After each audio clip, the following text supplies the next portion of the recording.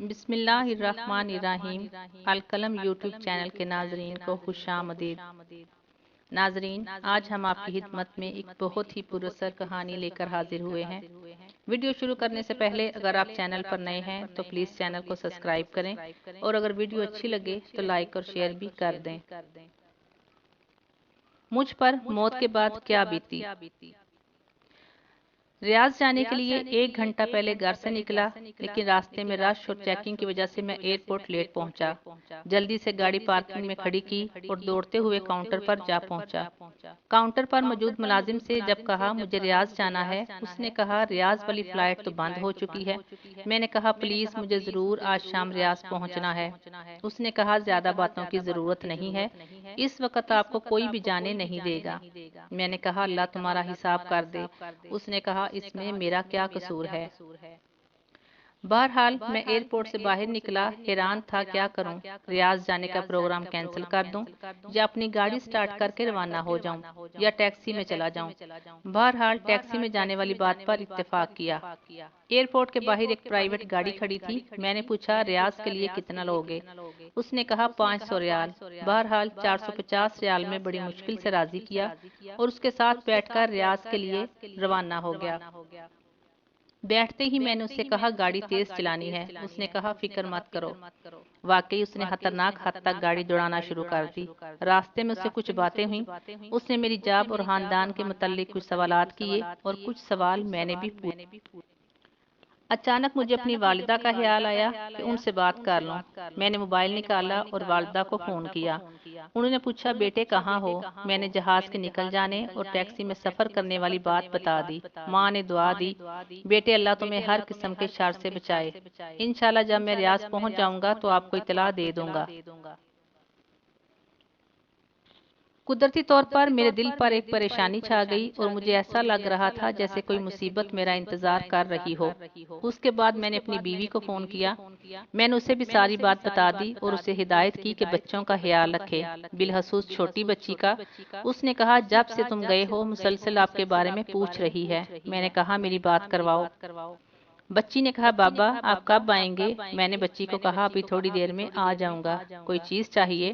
وہ بولی ہاں میرے لیے چاکلیٹ لے آؤ۔ میں ہنسا اور کہا ٹھیک ہے۔ اس کے بعد میں اپنی سوچوں میں گم ہو گیا کہ اچانک ڈرائیور کے سوال نے مجھے چونکا دیا۔ پوچھا کیا میں سگریٹ پی سکتا ہوں؟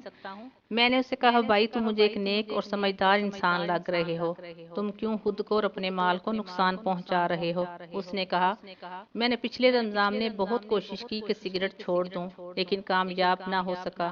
میں نے پھر سے کہا اللہ تعالیٰ نے تمہیں بڑی قوت دی ہے، تم سگریٹ چھوڑنے کا معمولی سا کام نہیں کر سکتے۔ بہرحال اس نے کہا آج کے بعد میں سگریٹ نہیں پیوں گا۔ میں نے کہا اللہ تعالیٰ آپ کو ثابت قدمی عطا فرمائے۔ گاڑی کے دروازے کے ساتھ سر لگایا کہ اچانک گاڑی سے زوردار دھماکے کی آواز آئی اور پتہ لگا کہ گاڑی کا ایک ٹائر پھٹ گیا ہے۔ میں گھبرایا اور ڈرائیور سے کہا سپیڈ کم کر دو اور گاڑی کو قابو کرو۔ اس نے گھبراہٹ میں کوئی جواب نہیں دیا۔ گاڑی ایک طرف نکل گئی اور کلابازیاں کھاتی ہوئی ایک جگہ رک گئی۔ مجھے اس وقت اللہ نے توفیق دی کہ میں نے زور زور سے کلمہ شہادت پڑھا۔ مجھے سر میں چوٹ لگی تھی اور درد کی شدت سے ایسا محسوس ہو رہا تھا کہ سر پھٹتا جا رہا ہے۔ میں جسم کے کسی حصے کو حرکت نہیں دے سکتا تھا۔ میں نے اپنی زندگی میں اتنا درد کبھی نہیں دیکھا تھا۔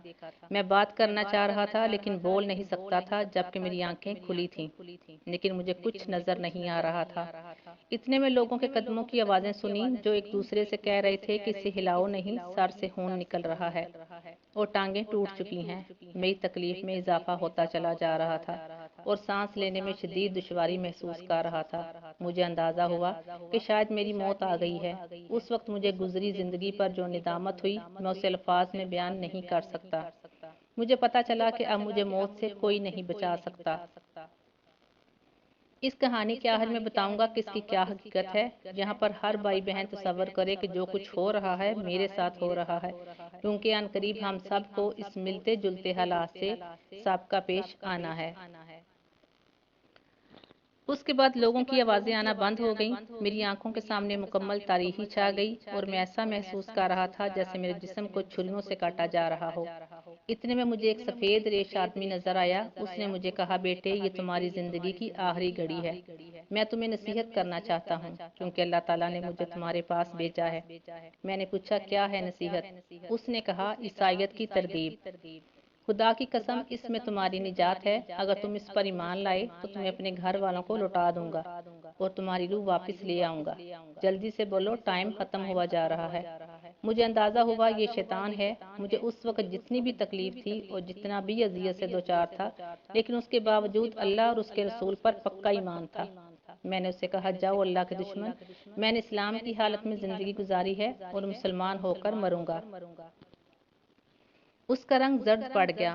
بولا، تمہاری نجات اسی میں ہے کہ تم یہودی یا نصرانی مر جاؤ، ورنہ میں تمہاری تکلیف بڑھا دوں گا اور تمہاری روح قبض کر دوں گا۔ میں نے کہا، موت تمہارے ہاتھ میں نہیں ہے، جو بھی ہو میں اسلام کی حالت میں ہی مر جاؤں گا۔ اتنے میں اس نے اوپر دیکھا اور دیکھتے ہی بھاگ نکلا۔ مجھے لگا جیسے کسی نے اسے ڈرایا ہو۔ اچانک میں عجیب قسم کے چہروں والے اور بڑے بڑے جسموں والے لوگ دیکھے۔ وہ آسمان کی طرف سے آئے اور کہا، السلام علیکم۔ میں نے کہا، وعلیکم السلام۔ اس کے بعد وہ خاموش ہو گئے اور ایک لفظ بھی نہیں بولے۔ ان کے پاس کفن تھا۔ مجھے اندازہ ہوا کہ میری زندگی ختم ہو گئی۔ ان میں سے ایک بہت بڑا فرشتہ میری طرف آیا اور کہا، اے نیک روح، اللہ کی مغفرت اور اس کی خوشنودی کی طرف نکل آ۔ یہ بات سن کر میری خوشی کا ٹھکانہ نہیں رہا۔ میں نے کہا، اللہ کے فرشتے، میں حاضر ہوں۔ اس نے میری روح کھینچ لی۔ مجھے اب ایسا محسوس ہو رہا تھا جیسے میں نیند اور حقیقت کے مابین ہوں۔ ایسا لگا کہ مجھے جسم سے آسمان کی طرف اٹھایا جا رہا ہے۔ میں نے نیچے دیکھا تو پتہ چلا کہ لوگ میرے جسم کے ارد گرد کھڑے ہیں اور انہوں نے میرے جسم کو ایک کپڑے سے ڈھانپ دیا۔ ان میں سے کسی نے کہا، انا للہ و انا الیہ راجعون۔ میں نے دو فرشتوں کو دیکھا کہ وہ مجھے وصول کر رہے ہیں اور مجھے کفن میں ڈال کر اوپر کی طرف لے جا رہے ہیں۔ میں نے دائیں بائیں دیکھا تو مجھے افق کے علاوہ کچھ نظر نہیں آیا۔ مجھے بلندی سے بلندی کی طرف لے جایا جا رہا تھا۔ ہم بادلوں کو چیرتے چلے گئے جیسے کہ میں ایک جہاز میں بیٹھا ہوں، یہاں تک کہ پوری زمین مجھے ایک گیند کی طرح نظر آ رہی تھی۔ میں نے ان دو فرشتوں سے پوچھا، کیا اللہ مجھے جنت میں داخل کرے گا؟ انہوں نے کہا، اس کا علم اللہ تعالیٰ کی ذات کو ہے، ہمیں صرف تمہاری روح لینے کی ذمہ داری سونپی گئی ہے اور ہم صرف مسلمانوں پر مامور ہیں۔ ہمارے قریب سے کچھ اور فرشتے گزر گئے جن کے پاس ایک روح تھی اور اس سے ایسی خوشبو آ رہی تھی کہ میں نے اپنی زندگی میں اتنی زبردست خوشبو کبھی نہیں سونگھی تھی۔ میں نے حیرانگی کے عالم میں فرشتوں سے پوچھا کہ کون ہے؟ اگر مجھے معلوم نہ ہوتا کہ اللہ کے رسول صلی اللہ علیہ وآلہ وسلم دنیا سے رحلت کر گئے ہیں تو میں کہتا کہ یہ ان کی روح ہوگی۔ انہوں نے کہا، یہ ایک فلسطینی کی روح ہے جسے یہودیوں نے تھوڑی دیر پہلے قتل کیا جبکہ وہ اپنے دین اور وطن کی مدافعت کر رہا تھا۔ میں نے کہا، کاش میں شہید ہو کر مرتا۔ اس کے بعد کچھ اور فرشتے ہمارے قریب سے گزرے اور ان کے پاس ایک روح تھی جس سے سخت بدبو آ رہی تھی۔ میں نے پوچھا کہ کون ہے؟ انہوں نے کہا، یہ بتوں اور گائے کو پوجنے والا ایک ہندو ہے جسے تھوڑی دیر پہلے اللہ تعالیٰ نے اپنے عذاب سے ہلاک کر دیا۔ میں نے شکر کیا کہ شکر ہے میں کم از کم مسلمان مرا ہوں۔ میں نے کہا، میں نے آخرت کے سفر کے حوالے سے بہت پڑھا ہے لیکن یہ جو کچھ ہو رہا ہے میں نے کبھی اس کا تصور نہیں کیا۔ انہوں نے کہا، شکر کرو مسلمان مرے ہو، لیکن ابھی تمہارے سامنے سفر بہت لمبا ہے اور بے شمار مراحل ہیں۔ اس کے بعد ہم فرشتوں کے ایک بہت بڑے گروہ کے پاس سے گزر گئے اور ہم نے انہیں سلام کیا۔ انہوں نے پوچھا، یہ کون ہے؟ میرے ساتھ والے دو فرشتوں نے جواب دیا کہ یہ ایک مسلمان ہے جو تھوڑی دیر پہلے حادثے کا شکار ہو گیا اور اللہ نے ہمیں اس کی روح قبض کرنے کا حکم دیا۔ انہوں نے کہا، مسلمانوں کے لیے بشارت ہے کیونکہ یہ اچھے لوگ ہیں۔ میں نے فرشتوں سے پوچھا، یہ کون لوگ ہیں؟ انہوں نے کہا، یہ وہ فرشتے ہیں جو آسمان کی حفاظت کرتے ہیں اور یہاں سے شیطانوں پر شہاب پھینکتے رہتے ہیں۔ میں نے کہا، یہ تو اللہ تعالیٰ کی بہت عظیم مخلوق ہے۔ انہوں نے کہا، ان سے بھی زیادہ عظیم فرشتے ہیں۔ میں نے پوچھا، کون ہیں؟ وہ بولے، جبرائیل علیہ السلام اور عرش کو اٹھانے والے فرشتے، اور یہ سب مخلوق ایسی ہے کہ اللہ تعالیٰ کے حکم کی سرتابی نہیں کیا کرتے۔ ترجمہ، وہ اللہ کے دیے ہوئے کسی حکم کی نافرمانی نہیں کرتے اور جو حکم دیا جاتا ہے اسے بجا لاتے ہیں۔ اس کے بعد ہم مزید اوپر چڑھتے گئے یہاں تک کہ آسمان دنیا پر پہنچ گئے۔ میں اس وقت ایک خوف اور کرب کے عالم میں تھا کہ نامعلوم آگے کیا ہوگا۔ میں نے آسمان کو بہت بڑا پایا اور اس کے اندر دروازے تھے جو بند تھے، اور ان دروازوں پر فرشتے تھے جن کے جسم بہت بڑے تھے۔ دو فرشتوں نے کہا السلام علیکم ورحمۃ اللہ، اور ان کے ساتھ میں نے بھی یہی الفاظ دہرائے۔ دوسرے فرشتوں نے جواباً کہا وعلیکم السلام ورحمۃ اللہ وبرکاتہ، اور انہوں نے کہا رحمت کے فرشتوں اہلاً و سہلاً، ضرور یہ مسلمان ہی ہوگا۔ میرے ساتھ والے فرشتے نے کہا ہاں یہ مسلمان ہے۔ انہوں نے کہا تم اندر آ سکتے ہو، کیونکہ آسمان کے دروازے صرف مسلمانوں کے لیے کھلتے ہیں۔ کافروں کے بارے میں اللہ تعالیٰ کا حکم ہے، ترجمہ کافروں کے لیے آسمان کے دروازے نہیں کھلیں گے۔ ہم اندر آ گئے تو بہت ساری چیزیں عجیب دیکھیں، پھر ہم آگے بڑھے اور اوپر چڑھنا شروع کیا، یہاں تک کہ دوسرا، تیسرا، چوتھا، پانچواں، چھٹا اور بالآخر ساتویں آسمان پر جا پہنچے۔ یہ آسمان باقی تمام آسمانوں سے بڑا نظر آیا۔ جیسے اب قبر میں تمہارے پاس دو فرشتے آئیں گے۔ میں نے کہا اللہ تعالیٰ آپ کو جزائے خیر دے کہ میں پھر کبھی آپ کو دیکھ سکوں گا۔ انہوں نے کہا قیامت کے دن، اور اس کے ساتھ ان پر ہیبت طاری ہوئی۔ پھر انہوں نے کہا اگر تم اہل جنت میں سے نکلے تو اللہ ہی بہتر جانتا ہے۔ تو مجھے اپنے گناہ یاد آئے اور دل کیا کہ زور زور سے روؤں۔ انہوں نے کہا اپنے رب سے نیک گمان کرو، کیونکہ وہ کسی پر ظلم ہرگز نہیں کرتا۔ اس کے بعد انہوں نے سلام کیا اور بڑی تیزی سے اوپر کی طرف اٹھ گئے۔ میں نے اپنے جسم پر نظر دوڑائی، میری آنکھیں بند تھیں اور میرے ارد گرد میرے بھائی اور والد صاحب رو رہے تھے۔ اس کے بعد میرے جسم پر پانی ڈالا گیا تو مجھے پتا چلا کہ مجھے غسل دیا جا رہا ہے۔ ان کے رونے سے مجھے تکلیف ملتی تھی، اور جب میرے والد دعا کرتے کہ اللہ تعالیٰ تم پر رحم فرمائے تو ان کی یہ بات مجھے راحت پہنچاتی تھی۔ اس کے بعد میرے جسم کو سفید کفن پہنایا گیا۔ میں نے اپنے دل میں کہا افسوس، میں اپنے جسم کو اللہ کی راہ میں ختم کرتا، کاش میں شہید مرتا۔ افسوس میں ایک گھڑی بھی اللہ کے ذکر یا نماز یا عبادت کے بغیر نہ گزارتا۔ کاش میں شب و روز اللہ کی راہ میں مال خرچ کرتا۔ افسوس، ہائے افسوس۔ اتنے میں لوگوں نے میرا جسم اٹھایا، میں اپنے جسم کو دیکھ رہا ہوں، لیکن نہ تو اس کے اندر جا سکتا ہوں اور نہ دور ہو سکتا ہوں۔ ایک عجیب سی صورتحال سے دوچار تھا۔ مجھے جب اٹھایا گیا تو جو چیز میرے لیے اس وقت تکلیف دہ تھی وہ میرے گھر والوں کا رونا تھا۔ میرا دل چاہ رہا تھا میں اپنے ابا سے کہہ دوں ابا جان پلیز رونا بند کر دیں، بلکہ میرے لیے دعا کریں، کیونکہ آپ کا رونا مجھے تکلیف دے رہا ہے۔ میرے رشتہ داروں میں اس وقت جو کوئی میرے لیے دعا کرتا تو اس سے مجھے راحت مل جاتی تھی۔ مجھے مسجد پہنچایا گیا اور وہاں اتارا گیا، اور میں نے سنا کہ لوگ نماز پڑھنے لگے ہیں۔ مجھے شدید خواہش ہوئی کہ میں بھی ان کے ساتھ نماز میں شریک ہو جاؤں۔ میں نے سوچا کتنے خوش قسمت ہیں یہ لوگ کہ نیکیاں کما رہے ہیں جبکہ میرا اعمال نامہ بند ہو گیا ہے۔ نماز ختم ہوئی تو مؤذن نے اعلان کیا، امام میرے قریب آیا اور نماز جنازہ شروع کی۔ میں حیران ہوا کہ وہاں بہت سارے فرشتے آ گئے جو ایک دوسرے سے باتیں کر رہے تھے کہ نماز پڑھنے والے کتنے لوگ ہیں اور ان میں کتنے موحد ہیں جو اللہ کے ساتھ شرک نہیں کرتے۔ چوتھی تکبیر میں نے دیکھا کہ فرشتے کچھ لکھ رہے ہیں۔ مجھے اندازہ ہوا کہ وہ لوگوں کی دعائیں لکھ رہے ہوں گے۔ اس وقت میرے دل میں خواہش پیدا ہوئی کہ امام اس رکعت کو مزید لمبی کر دے، کیونکہ لوگوں کی دعاؤں سے مجھے عجیب سی راحت اور سرور مل رہا تھا۔ نماز ختم ہوئی اور مجھے اٹھا کر قبرستان کی طرف لے گئے۔ راستے میں کچھ لوگ دعائیں مانگ رہے تھے اور کچھ رو رہے تھے، اور میں حیران و پریشان تھا کہ نہ معلوم میرے ساتھ کیا ہونے والا ہے۔ مجھے اپنے تمام گناہ اور غلطیاں اور ظلم اور جو غفلت کی گھڑیاں میں نے دنیا میں گزاری تھیں ایک ایک چیز سامنے آ رہی تھی۔ ایک شدید ہیبت کا عالم تھا جس میں گزر رہا تھا۔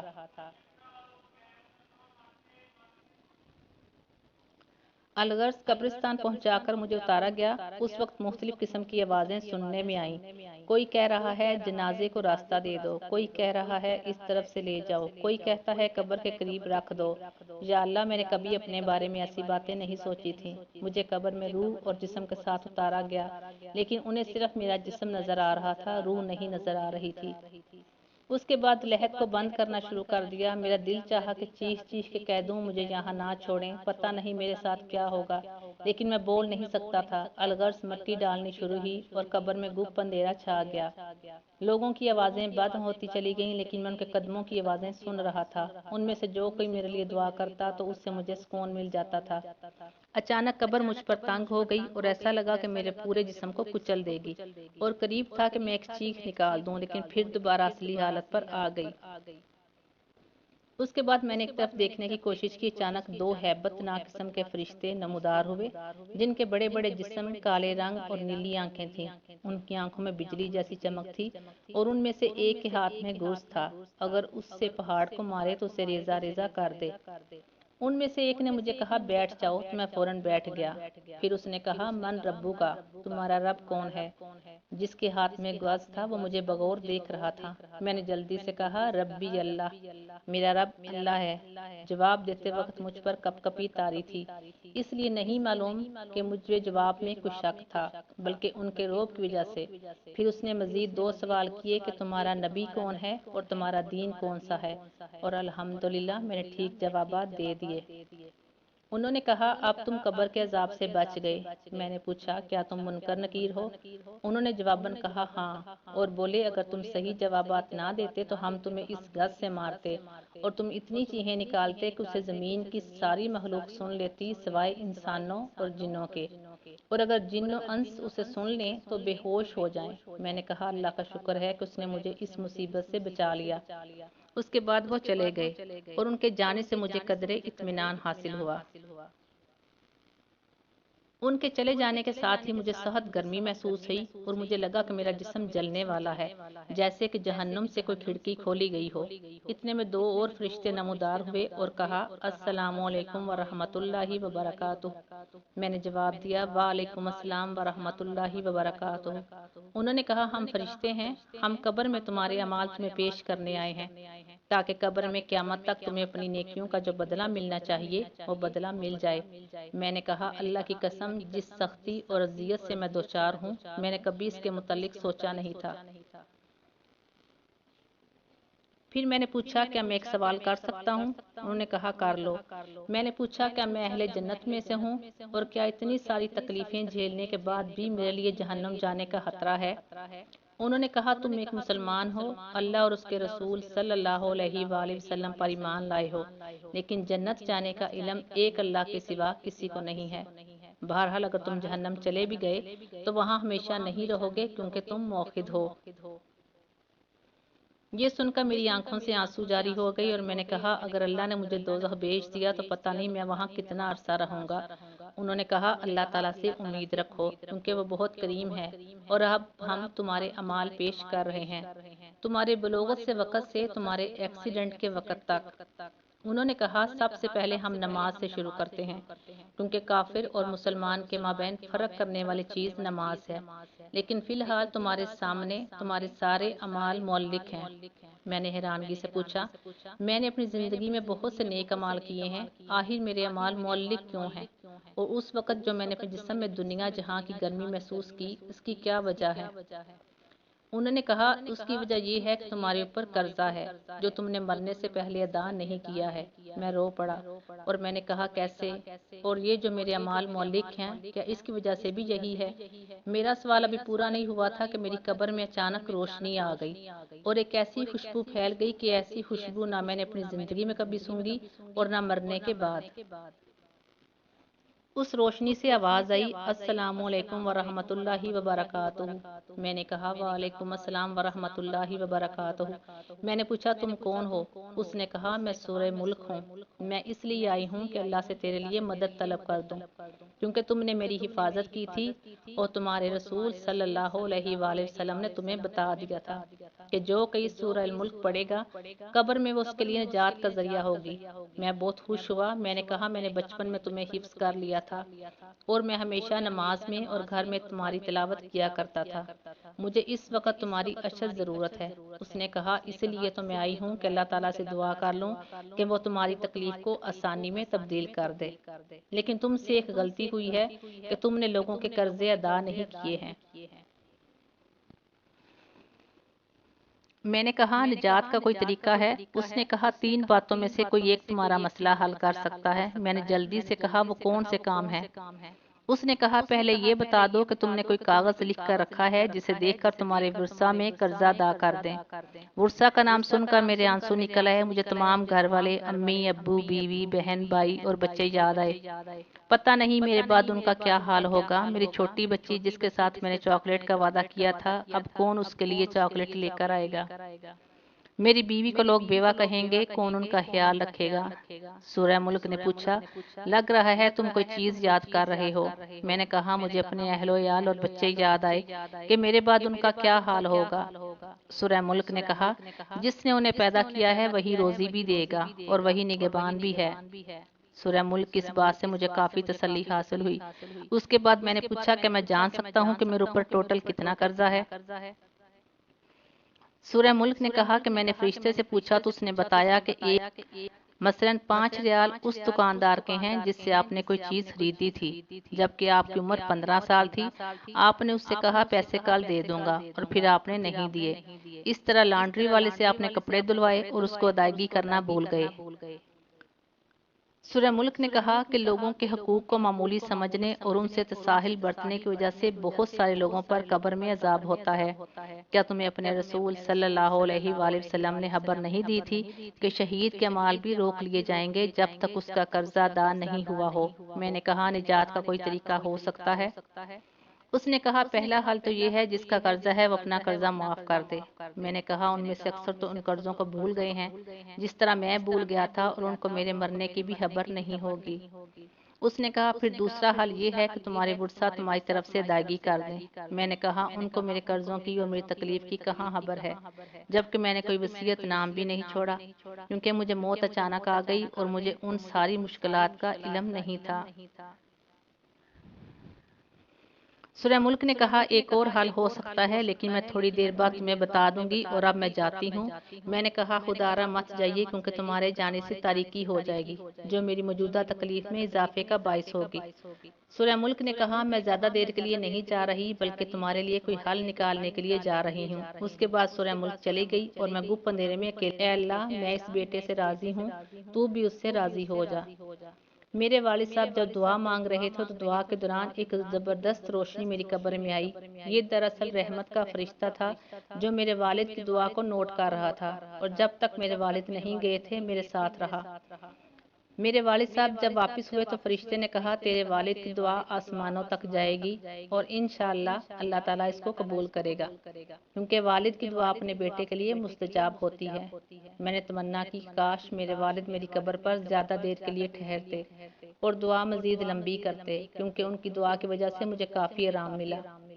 मैंने फरिश्ते से पूछा, क्या मैं एक सवाल कर सकता हूँ? क्या पूछूं? मैंने कहा, जब से मैं मरा हूं अब तक कितना अरसा गुजर गया? उसने कहा, जब से तुम्हारी वफात हुई आज तीसरा दिन है और इस वक्त जोहर का वक्त है। मैंने हैरानगी से कहा, 3 दिन और इतने सारे मामलात और वाकयात और ये कब्र की तारीकी, जबकि बाहर दुनिया रोशन है। फरिश्ते ने कहा, तुम्हारे सामने बहुत लंबा सफर है, अल्लाह इसे तुम्हारे लिए आसान कर दे। मैं अपने आप को काबू न कर सका और रोने लगा और ऐसा रोया कि मुझे याद नहीं पड़ता कि मैं कभी जिंदगी में इतना रोया हूँ। मैं दिल में सोचा कि इतना खतरनाक सफर और दुनिया में मेरी इस कदर इस सफर के लिए गफलत। फरिश्ते ने जाते वक्त बता दिया कि कब्र में मौजूदा रोशनी तेरे वालिद की दुआ की वजह से है और ये इसी तरह रहेगी जब तक अल्लाह चाहे। मुझे पता चला कि वालिद का आना मेरे लिए बाइस रहमत है। मैंने तमन्ना की, काश मेरे अब्बू मेरी आवाज़ सुन ले और मैं उन्हें बता दूं, अब्बू मेरे कर्जों की अदायगी कर दें और मेरी तरफ से सदके कर दें।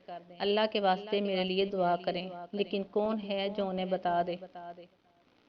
मैंने महसूस किया बाज़ औक़ात मेरे जिस्म की गर्मी कम हो जाती थी लेकिन फिर अचानक से बढ़ जाती थी। मैंने अंदाज़ा लगाया कि इसका ताल्लुक मेरे हक में लोगों की दुआएं हैं।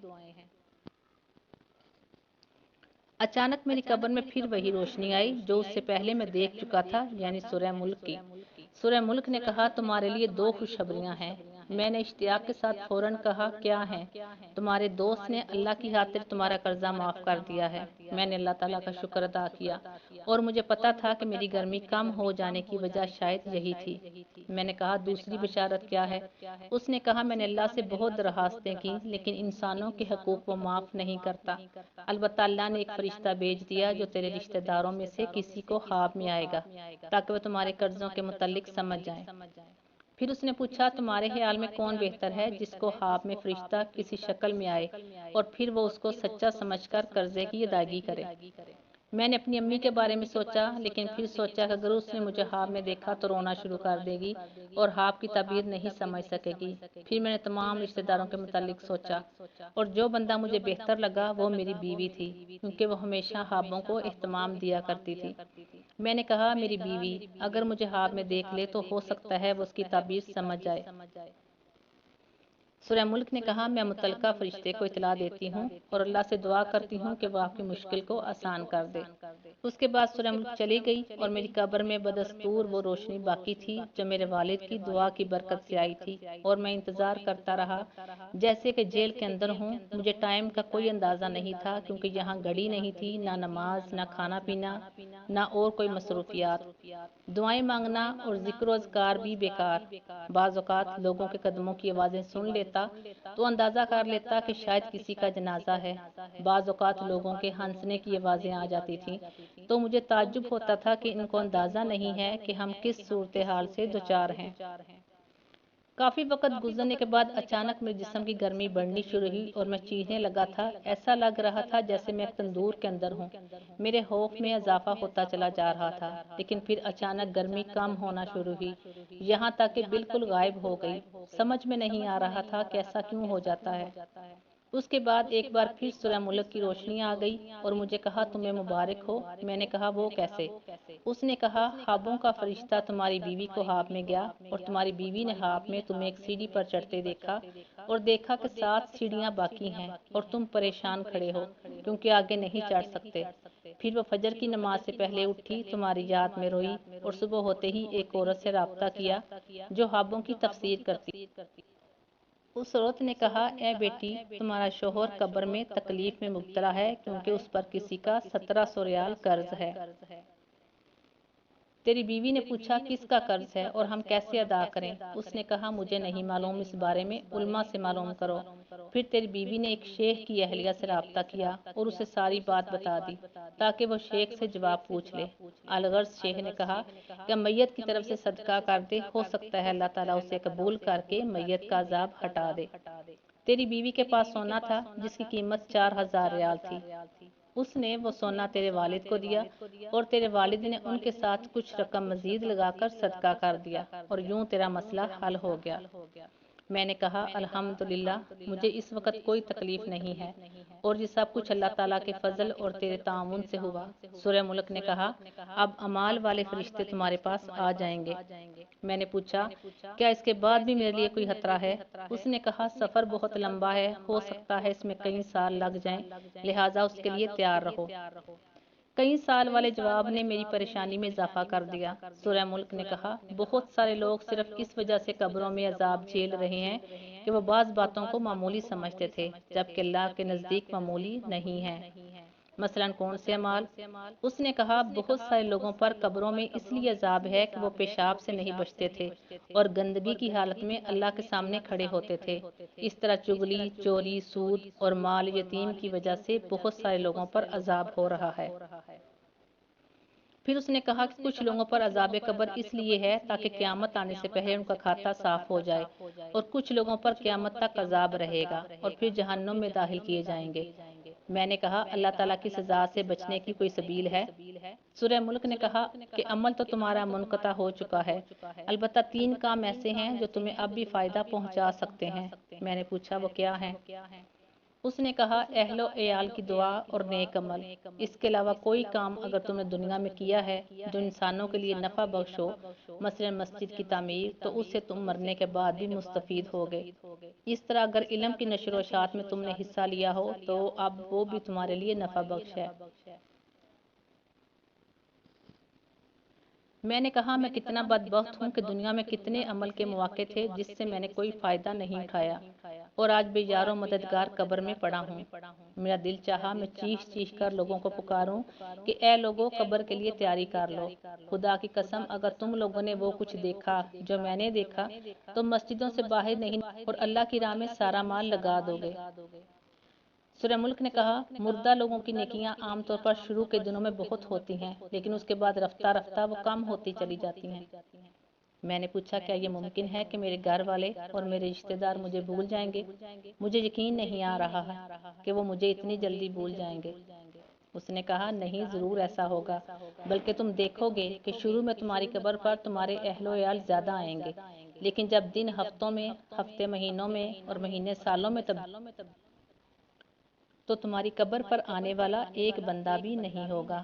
مجھے یاد آیا کہ جب ہمارے دادا کا انتقال ہوا تھا تو ہم ہر ہفتے اس کی قبر پر جایا کرتے تھے، پھر ہر مہینے میں ایک بار، اور پھر ہم انہیں بھول گئے۔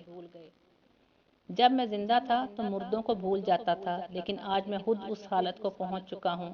دن، ہفتے اور مہینے گزرتے گئے اور میری مدد کے لیے کوئی نہ تھا، سوائے چند اعمال کے جو مجھے پہنچتے تھے، یا میرے والد، بھائیوں اور دوسرے رشتہ داروں کا میری قبر پر آنا، جو رفتہ رفتہ کم ہوتا گیا۔ زیادہ تر تو مجھے اپنی والدہ کی دعا پہنچتی رہی جو وہ تہجد میں میرے لیے کرتی رہی۔ باخدا وہ دعا میرے لیے طمانینت کا باعث ہوتی تھی۔ نیک اعمال کا آنا کم ہوتا چلا گیا۔ نہ معلوم کیا وجہ تھی کہ سورہ ملک کا آنا بھی بند ہو گیا۔ میری قبر میں پھر اندھیرا چھا گیا۔ مجھے بعض گناہ یاد آئے جو میں نے کیے تھے۔ ایک ایک دن اور ایک ایک گھڑی یاد آ رہی تھی۔ مجھے اپنے گناہ پہاڑ کے برابر لگ رہے تھے۔ اپنے آپ کو ملامت کر رہا تھا، کتنے گناہ ہیں جو میں نے بڑی دلیری سے کیے تھے، کتنی نمازیں ہیں جو میری فوت ہو گئی ہیں، کتنی فجر کی نمازیں ہیں جو میں نے غفلت کی وجہ سے نہیں پڑھی ہیں۔ ایک دن اچانک ایسی روشنی آئی جیسے سورج نکل چکا ہو، اور میں نے فرشتوں کی آوازیں سنی کہ وہ ایک دوسرے کو مبارکباد دے رہے ہیں۔ میری سمجھ میں نہیں آ رہا تھا کہ کیا ہو چکا ہے کہ میرے پاس سورہ ملک آئی اور خوشخبری سنا دی۔ سورہ ملک نے بتایا کہ رمضان المبارک کا مہینہ شروع ہو گیا اور یہ رحمت اور معافی کا مہینہ ہے، اور اس میں بہت سارے مردے مسلمانوں کی دعاؤں کی برکت سے نجات پا لیتے ہیں۔ میں بہت خوش ہوا۔ اللہ تعالیٰ انسانوں پر کتنا مہربان ہے، لیکن انسان گمراہی پر تلا ہوا ہے۔ سورہ ملک نے بتایا کہ اللہ تعالیٰ کسی کو آگ میں نہیں ڈالنا چاہتا، لیکن یہ انسانوں کی اپنی حماقت ہوتی ہے کہ وہ ایسے گناہ کر جاتے ہیں جو ان کی سزا کا موجب ہوتے ہیں۔ پھر اس نے کہا کہ اب تھوڑی دیر بعد مسلمان نماز پڑھیں گے اور تم ان کی آوازیں سنو گے۔ سورہ ملک چلی گئی اور میری قبر میں بدستور روشنی تھی، اور میں نے پہلی بار مسجد سے آنے والی آواز سن لی۔ اپنی زندگی کو یاد کیا اور تراویح کو یاد کیا تو بہت رویا۔ میں نے سنا کہ لوگ نماز پڑھ رہے ہیں، اور پھر میں نے امام کی دعا سن لی کہ وہ پڑھ رہا تھا۔ اس دعا سے مجھے بہت سکون ملا اور میں نے تمنا طول دے دے، اور میں نے محسوس کیا کہ وہ دعا سیدھی قبول ہو رہی ہے، کیونکہ مجھے اس سے کافی خوشی اور راحت مل رہی تھی۔